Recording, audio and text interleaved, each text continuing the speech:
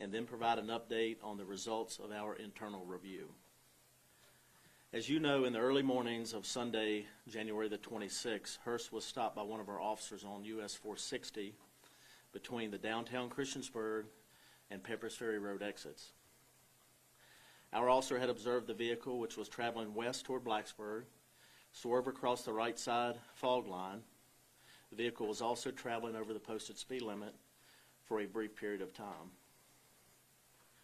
When the officer approached Hurst in the driver's seat, he noticed that Hurst's eyes were red, and the officer smelled an odor of alcohol coming from the vehicle. The officer obtained the driver's license and conducted a routine check of the license status. He then explained his observations to Hurst and asked him to follow a pin with his eyes. After noticing a lack of smooth pursuit, he then asked Hurst to step out of the vehicle for some field sobriety tests. After the initial eye test, which is formally known as a horizontal gaze nystagmus, the officer administered forward field sobriety test, as well as the field breath test, which is a portable breath test used in the field to assist officers in determining if an individual is impaired. The results of the preliminary breath test conducted in the field are used as an investigative tool, but are not admissible in evidence in court. Hurst complied with the officer's request and performed all field tests. You've all seen the dash cam video of the field sobriety test. Hurst did struggle with the walk and turn, but performed satisfactory on all other field tests given. Hurst's preliminary breath test registered a blood alcohol concentration of 0.085. Based on Hurst's overall performance during the field sobriety test, the officer released Hurst without charging him. As stated in our initial release, our department was going to conduct an internal investigation into this incident, which involved review of departmental policy of surrounding law enforcement agencies, interviewing the officer, review of the officer's past DUI performance, and consulting our Commonwealth attorney. As a result of this investigation, we determined that no departmental policies were violated, and there is no evidence or improper or inconsistent action or favoritism exhibited by the officer. When we concluded, we have concluded that the officer treated the driver in this instance just as anyone else would have been treated faced with similar circumstance. Since January the 1st, 2019, Lieutenant Stephen Swecker has made 16 DUI arrests and conducted an additional 8 investigations that did not result in arrest. As I mentioned previously, in this case involving Delegate Hurst, Lieutenant Swecker administered the initial eye test and then 4 additional field sobriety tests. Of those 4 tests, Delegate Hurst passed 3. In the 16 DUI arrests Swecker made over the past year, each driver failed the majority of those field tests. In no instance did Lieutenant Swecker arrest someone who had passed more field tests than they had failed. Additionally, of those alcohol-related arrests, the lowest preliminary breath test result was a .097, and unlike this incident we're describing today, the driver also failed the majority of the field tests administered. This affirms our conclusion that Lieutenant Swecker treated Delegate Hurst and that it was consistent with every other DUI case that he investigated over the past year. Lieutenant Swecker is a highly trained lieutenant who has a great deal of experience in DUI enforcement, and as such, just as we do with all of our officers, we trust his judgment in using discretion in order to be effective in the field. We understand not everyone will agree with Lieutenant Swecker's decision not to arrest Delegate Hurst, but Lieutenant Swecker was the one on scene that evening, observing all of the relevant factors. Neither our internal policy nor state law bases DUI arrest solely on preliminary breath tests. An arrest is made based on the totality of the field results, and Hurst passed the majority of his field tests that evening. Our internal investigation included consultation with her Commonwealth attorney, and everything found indicated that Lieutenant Swecker makes solid DUI arrest cases and builds solid cases for prosecution.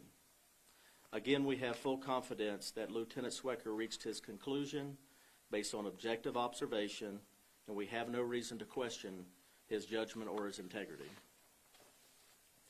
DUI cases, like any other criminal investigation, rely heavily on training and discretion of the officer conducting the investigation.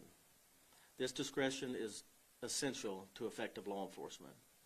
Given that, it is virtually impossible to draft a policy that covers all circumstances encountered in the field. We recognize that the decision to allow the passenger to drive from the scene that evening, even though she had also been consuming alcohol, caused concern. Lieutenant Swecker was the person in the best position to observe the passenger and any signs for impairment. Despite her preliminary breath test, he observed no signs of impairment. Once a determination has been reached that there is no probable cause to arrest an individual, an officer has limited authority to restrict the individual's liberty. As an agency, we have offered guidance to our officers to encourage exploring all possible alternative modes of transportation, such as ride-sharing and public transportation in future encounters. But again, the officer has limited authority to mandate these alternative forms of transportation when they have determined there is insufficient cause for an arrest. To reiterate, as an agency and to the extent that is allowed by law, we strongly encourage any motorist who has been drinking but who has not reached the level of illegal impairment warranting arrest to seek alternative modes of transportation every time.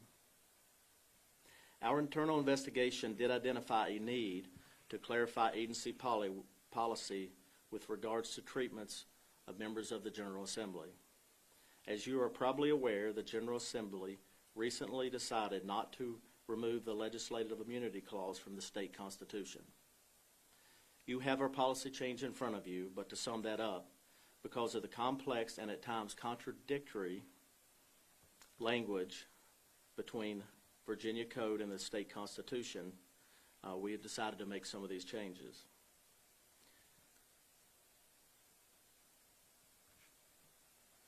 The Christiansburg Police Department has clarified its policy to state that while in General Assembly is in session, officers shall only arrest or charge members of the General Assembly for treason, felony offense, or offenses clearly constituting a breach of peace, which policy defines as a violent offense or an offense that creates a public disturbance or panic. For all other offenses while in General Assembly, officers shall document the offense and, if deemed warranted after conclusion of the General Assembly, consult with their Commonwealth attorney. I want to reiterate that in this instance, the officer decided not to arrest Delegate Hurst because of the totality of the circumstances in the field test that morning, not because of the alleged legislative immunity. Because of this, we will not pursue charges for Delegate Hurst after the General Assembly concludes. Over the past few weeks, we have received a lot of feedback from the public and understand that not everyone agrees with the officer's decision that night, and some may not agree with our internal investigative findings. However, we remain confident in the judgment and integrity of our officers and trust them to make sound enforcement decisions based on objective, factual information and observations, and to remain uninfluenced by social or political pressure. We continually review our procedures and performance and will always do so, particularly in matters with great public concern. We remain steadfast in our community to provide the best possible law enforcement service, as we always have, and we will continue to do so. I will open it up for a few questions, but most of the information is in your press release that Melissa provided. Is it procedure for you guys to send people that have been drinking to Walmart to sober up? That is a good question, and as I had stated previously, in-house and also to other media folks, and I mentioned it in this setting in my release, once we do not have probable cause to make an arrest, we can only detain someone for a reasonable amount of time. In that situation, the officer made a determination in the field that he did not feel that the individual was impaired and allowed her to drive. I will say to that, we do not condone anyone driving. If you have had anything to drink, we do not condone driving with any amount of alcohol in your system, period. We have, as an agency, been very proactive in DUI enforcement in this region and have been widely recognized for those actions. As part of your investigation, did you obtain the Walmart video, surveillance video, to see if he had actually made it to the Walmart parking lot like your officer suggested? We did not. How are those judgment calls typically made? It sounds like there could be an assumption. You don't know if and when they had alcohol recently before they were pulled over, so that blood alcohol level could rise. So it seems like, how do you feel like these judgment calls are incorporated in the field to best protect the safety of everyone? Well, those are difficult decisions. I'm not going to sit here and say they're not tough. I mean, you have in this situation, and all of our officers are highly trained in DUI enforcement and detection, and we have to trust them. We have to trust them to know that they're making the right judgment call at 2 a.m. in the morning when I'm asleep and when you guys are asleep. So, that is placed upon officers, and I talk about in my release, discretion is vital to law enforcement success. I can't micromanage every police officer at 2, 3, or 4 o'clock in the morning, and that's why I feel very confident in the men and women that we have serving this community, because they have proven to me and this community that they have great judgment, and they utilize that effectively in the field. Why in the text with the supervisor was there concern about the media finding out about this? What you're alluding to, I knew would come up today. So that was an initial release that came from the major briefing me, or not a text, but an email correspondence briefing myself, the mayor, and the town manager on the incident. That was the earliest information that we had. It was sent up as a brief. It didn't go to the media, but it was FOIA'd, and we did release that. And I think that's what you're referring to. At the end of the day, as soon as we realized that information, because I think there was some language in there about the immunity, as soon as we realized, and after we had an opportunity to speak with the lieutenant and realized that's not the reason he did not make the arrest, we clarified that in our initial media release to you guys. Can you specify more about what type of training you guys have on legislative immunity when officers are training for your station? Legislative immunity, it's something they receive in the police academy. But as I had stated in my release, and you have it, the state constitution and Virginia code even contradict one another. So for us, you'll see the update to policy that we have implemented, and that is the best guidance that we can give to our officers at this time. How many judgment calls are made like that? How many times in the field, a day or a year, do you pull someone over and then decide not to arrest them? Well, specifically in this case, I reflect on Lieutenant Swecker's DUI enforcement in 2019. He arrested 16 DUIs and evaluated 8 that he did not arrest. So just that officer had to make that decision 24 times. So it happens quite often. Do you all keep track of how many stops you make in the field, but how many percentage of that gets to a judge and an arrest? I don't know that we have specific information that's created. I think with a huge search of the database, we could probably patch that together, but that would not be an easy FOIA request to fill. Delegate's first blood alcohol level would have been much higher leaving Roanoke than it was when he got down here in this area. Is that ever exercised into those judgment calls? Because obviously he had probably been in the car for almost 30 minutes by that point. Yeah, and I definitely cannot speak to what his BAC from a field review would have been in Roanoke versus what it would have been in Christiansburg. But in that situation, an officer on the scene at 2 a.m. in the morning has to make a judgment call of, okay, when was the last time you had something to drink? How are your field tests? How's your demeanor? They're very good at what they do. Lieutenant Swecker is one of the best in the region, has been recognized by Mothers Against Drunk Driving at least 4 times for his DUI enforcement. So, we rely on them to make those judgment calls in the field. At the end of the day, if he would have made that arrest, and based on his opinion, he would have not been a .08 when he took the certified breath test. And that's the reason he makes those decisions. And statistically, out of 24 stops, he arrested no one that blew less than a .097 out of 24 stops. So that is routine for him. And I make that statement here that, I feel very confident that he treated Delegate Hurst just like he would anyone else that he stops in this community, a resident or a visitor. Would you say your department is more concerned of just what would pass in court or getting people off the road since he was still, over the legal limit? I didn't understand the first part of that. Do you feel like your office is more, you guys did not bring him back, you're saying because he would have been under the legal limit by the time you got here to be admissible in court, but do you feel that, you guys did try to deter him still being on the road?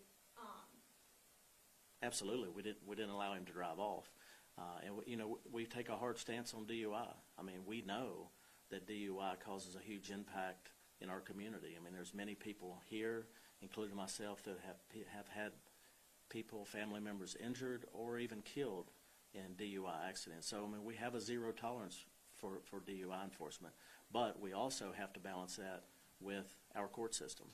If he's under a 08 at the magistrate's office, then they don't issue the warrant for DUI, and we have to make those judgment calls, and they're not easy. In the video, you can hear the officer say that he doesn't necessarily feel comfortable with the woman driving the car, so why do you think that judgment call was made, even after him saying he doesn't feel comfortable with her behind the wheel, to let her drive off?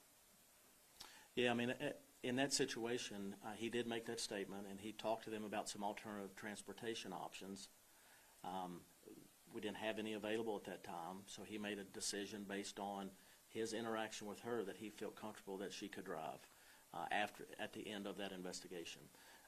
So, as I stated in my release, if we don't have probable cause to arrest you, there is a limit of detainment that we have. So we can only detain folks for so long.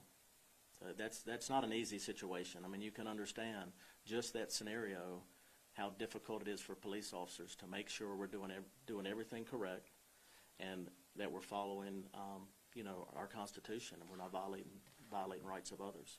It's not easy. If he did have that concern, you hear it in the video where he, did want them to pull off somewhere before driving home, why did he not follow them to the Walmart? And I can't answer that. I don't think that was reviewed in the internal investigation.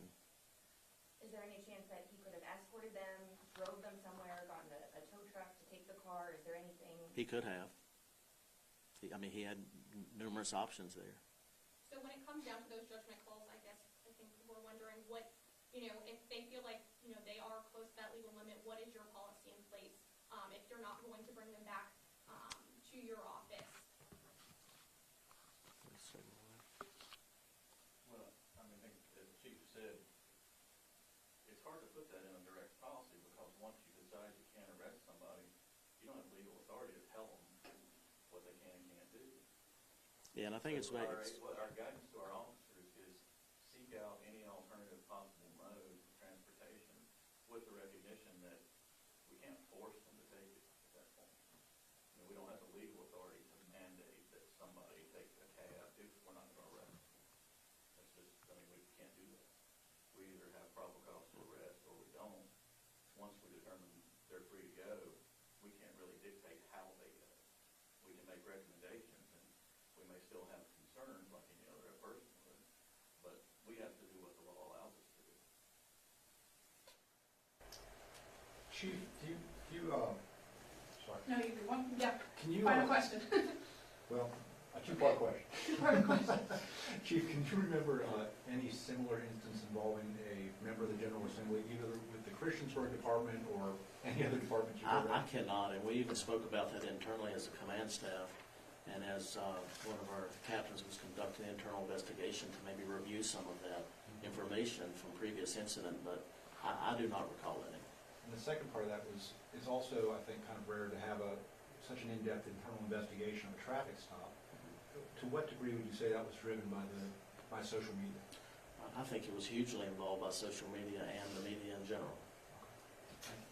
I did have one question, but what's gonna change if, you know, this judgment call in the field was determined that it met policy, it didn't break any laws, but there are still these safety concerns, major safety concerns, and, you know, it could vary in the field if one officer decides to take somebody or call them a tow truck or something like that. So what is the department going to change to maybe create a standard? I think that's a great point. I mean, as I stated, we cannot make departmental policy that meets every situation in the field. It's just not possible. I've been in the business for 25 years. You think you have everything covered and you have a situation that by policy you do not. In this situation, you can't draft a policy to deal with that specific situation. We have to rely on the training of our officers to make good judgment calls in the field. And as I stated in the release, we have given additional information to them to make them aware of this situation. You know, we really stress, first of all, we stress that you do not get in a vehicle and drive after you've been drinking. I don't care if it's 1 drink, 3 drinks, 5 drinks. You do not drive. But if citizens choose that option and we become involved, then we want our officers to remember, hey, we really want to try to get alternative transportation for them. And we're going to do everything that we can to make that happen within reason, within the boundaries of the law for us. One last time, would you be able to just reiterate your statement to the public that a lot of people have been really concerned about the fact that he was able to be let go and he's still over the legal limit? Could you one more time say what you were saying earlier to the public and just reiterate what you were saying again? About our tolerance level? That you feel that this was the best, that he made the best judgment call. I feel like, yes, a lot of citizens are concerned that if they had been in that same situation, they would have gotten that same treatment. Yeah, and that's one of the reasons I bring statistics to this setting, because I wanted to show you guys, the media, and I wanted to show the general public that out of 24 stops, Lieutenant Swicker handled this situation like he did every other traffic stop. And I know, I can firmly sit here and stand before you, as every man and woman that works for me lives by this. You treat everybody the same. I don't care whether you're rich or poor, or you're white or black. If we treat everybody the same every day, then we've done the right thing. And for us, these are tough situations. We have to leave this office and lay our head down every night and know we've done absolutely the very best that we could do, and we've done what was right today. So to answer that question, I firmly believe that whether it was Joe Smith that lives on Depot Street, whether it's you, whether it's me, whoever it would be, I feel very confident the outcome would have been the same. And that is a great question, because that's a huge community concern. I realize that.